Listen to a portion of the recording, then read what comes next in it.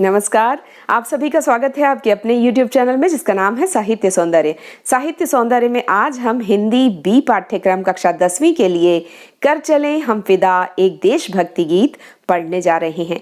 इसके रचयिता है कैफी आजमी जी। कैफी आजमी जी ने हिंदी फिल्मों के लिए कई गीत लिखे हैं। इनकी पुत्री अभिनेत्री शबाना आजमी जी को भी आप जानते होंगे। तो कैफी आजमी जी के इस गीत को पढ़ने से पहले हम इसकी पृष्ठभूमि भी देख लेते हैं। भारत और चीन का 1962 में युद्ध हुआ था। उसी युद्ध भूमि की पृष्ठभूमि पर लिखा गया यह गीत है कर चले हम फिदा जानो तन साथियों। कि युद्ध के क्षेत्र में जब एक वीर सिपाही शहादत को प्राप्त हो रहा है, शहीद हो रहा है, तो चलते चलते अपने देशवासियों को वह कुछ संदेश देना चाहता है। उसी संदेश को बड़े मार्मिक ढंग से कवि ने इस गीत में प्रस्तुत किया है। तो आइए पढ़ते हैं कर चले हम फिदा जानो तन साथियों।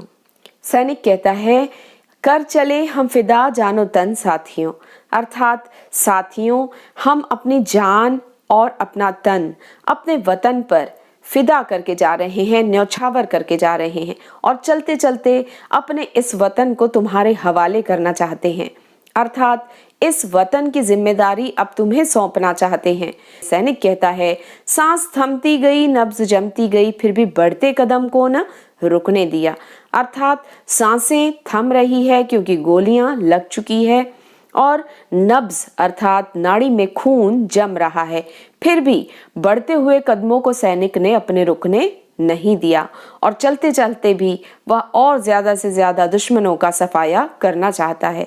कट गए सर हमारे तो कुछ गम नहीं, सर हिमालय का हमने न झुकने दिया। आगे वह कहता है कि हम अपने सर कटवाने को तैयार हैं, हमें उसका कोई गम नहीं है। हिमालय हमारे भारतवर्ष की शान है, इसे हम झुकने नहीं देंगे, चाहे हमें अपने सर ही क्यों ना कटाने पड़ जाए। मरते मरते रहा बाकपन साथियों, अब तुम्हारे हवाले वतन साथियों। मरते मरते भी सैनिक कहता है हमारे भीतर यह जज्बा कूट कूट कर भरा है कि हमें अपने देश के लिए अपना सर्वस्व न्यौछावर कर देना है। तो मरते मरते भी यह भावना सैनिक के मन में है और चलते चलते एक संदेश सैनिक देना चाहता है, अब हमारे बाद यह जो वतन है वह हम तुम्हें सौंप कर जा रहे हैं, इसकी जिम्मेदारी अब तुम्हारे कंधों पर है।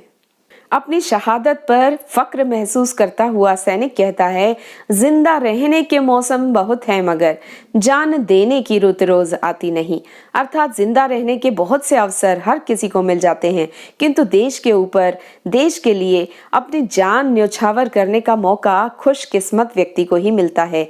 तो आज देश के ऊपर अपनी जान न्यौछावर करने का मौका मुझे मिला है। जान देने की रुत रोज आती नहीं, हुस्न और इश्क दोनों को रुस्वा करे वो जवानी जो खून में नहाती नहीं।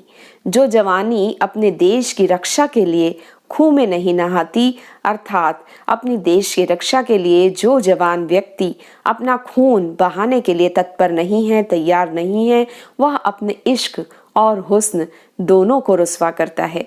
अर्थात युवावस्था की विशेषता होती है कि इश्क और हुस्न जो है युवावस्था में हर किसी को पसंद होता है, किंतु यहाँ पर कवि कहना चाहते हैं कि असली जवान वही है जो अपने हुस्न और इश्क को इस देश के लिए कुर्बान कर दे और देश की रक्षा में अपना खून बहा दे।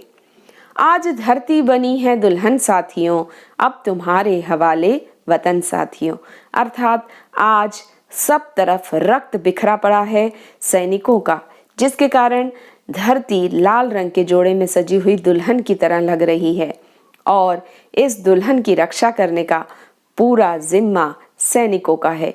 और सैनिक जब इस दुनिया से अलविदा कहकर जा रहे हैं तो अपने देशवासियों और अपने मित्र सैनिकों से यह संदेश देना चाहते हैं अब तुम्हारे कंधों पर ही इस देश की रक्षा का भार है। राह कुर्बानियों की न वीरान हो, तुम सजाते ही रहना नए काफिले। आगे सैनिक कहता है कि यह कुर्बानी का जो रास्ता है, देश की आज़ादी बनाए रखने का, देश का मान सम्मान बनाए रखने का जो ये रास्ता है, इस रास्ते पर कई वीर कुर्बान होते आए हैं, आगे भी होते रहेंगे।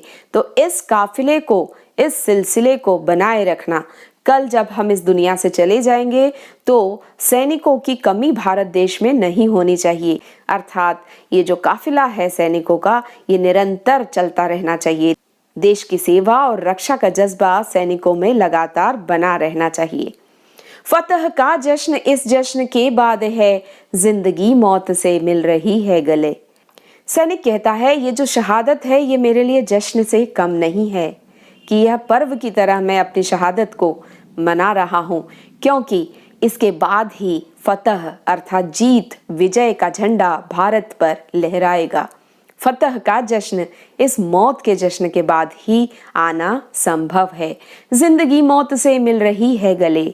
आज जीवन और मृत्यु आपस में गले मिल रहे हैं, क्योंकि उसकी आखिरी सांसें चल रही है और किसी भी वक्त उसकी मृत्यु हो सकती है। इसलिए सैनिक कहता है, मानो जिंदगी और मौत आपस में गले मिल रही हो। यहाँ पर जिंदगी और मौत का मानवीकरण किया गया है।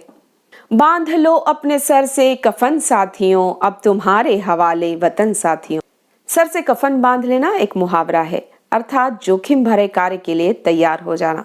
बांध लो अपने सर से कफन साथियों, अर्थात मेरे साथियों, अब अपनी मृत्यु के लिए भी तुम तैयार हो जाओ, क्योंकि अपनी जान गंवा कर भी यदि तुम्हें देश की रक्षा करनी पड़े तो वह भी सस्ता सौदा होगा। इसलिए अपने सिर पर कफन बांध लो। अब तुम्हारे हवाले वतन साथियों, क्योंकि अब इस देश की सुरक्षा का भार, सुरक्षा की जिम्मेदारी तुम्हारे कंधों पर है। इस अनुच्छेद में बड़ी खूबसूरती से कवि ने रूपक अलंकार का प्रयोग किया है। शत्रु को यहाँ पर रावण और सीता अपनी भारत माता को कहा गया है, जबकि राम और लक्ष्मण भारतवासियों को, सैनिकों को, वीरों को कहा गया है। तो आइए पढ़ते हैं अगला अनुच्छेद। खींच दो अपने खून से जमीन पर लकीर, इस तरफ आने पाए ना रावण कोई। जिस प्रकार लक्ष्मण ने धनुष बाण से एक लक्ष्मण रेखा खींची थी, उस पार रावण जा नहीं सकता था, अर्थात शत्रु उस पार सीता का हरण करने नहीं जा सकता था। इसी तरह से आपको भी अपने बलिदान से एक रेखा खींच देनी है कि कोई शत्रु गलती से भी हमारी भारत माता रूपी सीता का हरण ना कर सके। तोड़ दो हाथ अगर हाथ उठने लगे, छू न पाए सीता का दामन कोई। अर्थात जो बुरी नियत, बुरी नजर हमारे भारत की ओर उठे, उसका तुम्हें दमन करना है। जो हाथ भारत माता रूपी सीता की ओर उठे, उन हाथों को तुम्हें तोड़ देना है। राम भी तुम ही लक्ष्मण साथियों, अब तुम्हारे हवाले वतन साथियों। अर्थात सीता रूपी भारत माता के राम भी तुम हो और इसके लिए लक्ष्मण भी तुम हो। इस तरह राम और लक्ष्मण बनकर तुम्हें अपनी भारत माता रूपी सीता की रक्षा करनी है, ताकि रावण रूपी कोई शत्रु इस भारत माता की ओर बुरी नजर से ना देख सके।